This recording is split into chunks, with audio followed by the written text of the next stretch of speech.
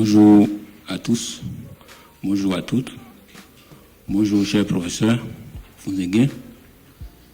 Et je suis M. Dango Rodrigue, je suis technicien biologiste.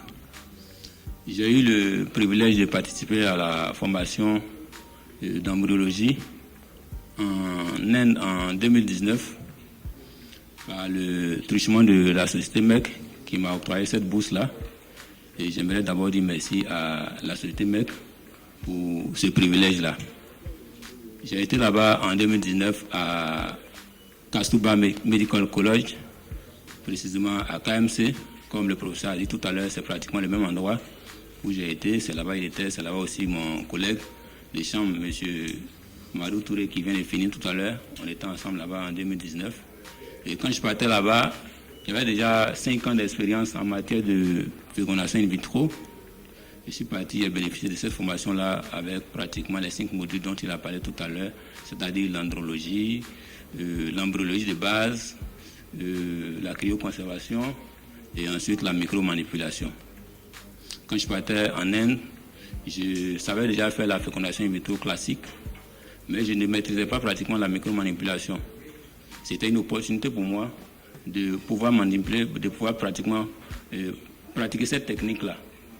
Donc quand je suis allé, j'ai été vraiment bluffé par la pratique, parce qu'on a été vraiment encadré par l'équipe du professeur Satish, qui nous ont vraiment accompagnés pendant les 3 mois de formation.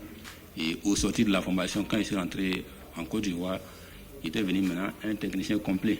Il n'était plus limité à l'embryologie de base, mais pratiquement à toutes les techniques. J'ai pu améliorer les techniques à Procréa parce que quand je venais, on était pratiquement 2 biologistes. En l'occurrence, professeur Marilo Atongre, qui était pratiquement la seule qui manipulait. Après elle, il y avait la responsable du centre, Dr Kadio Morokro Miriam, qui étaient les 2 biologistes. Quand ils étaient là, quand ils voyageaient, le laboratoire était fermé parce qu'on dit que les biologistes étaient absents. Et c'était un peu frustrant pour nous. Nous qui étions techniciens, on était limités à la fibre classique. Quand ils sont absents, on dit que les biologistes ne sont pas là. Pourtant, nous, on est là.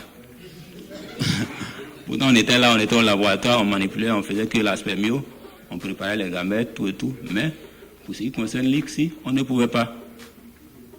Donc, c'est cette opportunité de mec-là qui m'a permis de pouvoir manipuler. Quand je suis revenu au pays, j'étais devenu un biologiste complet. Maintenant, le laboratoire tournait maintenant 7 jours sur 7. Il n'y avait plus de biologistes qui n'étaient pas là. Il y avait des biologistes qui étaient présents maintenant sur place sur le territoire. Donc, ça a été une opportunité pour moi. Quand je suis revenu, on a amélioré les résultats au niveau de Procréa.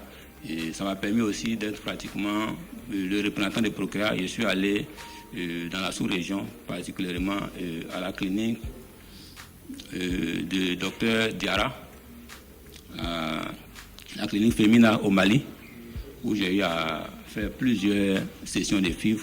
On a obtenu plusieurs résultats. Quand je partais, il travaillait pratiquement avec certains embryologistes français. Et après, il s'est rendu compte qu'il y avait des Africains qui pouvaient manipuler aussi.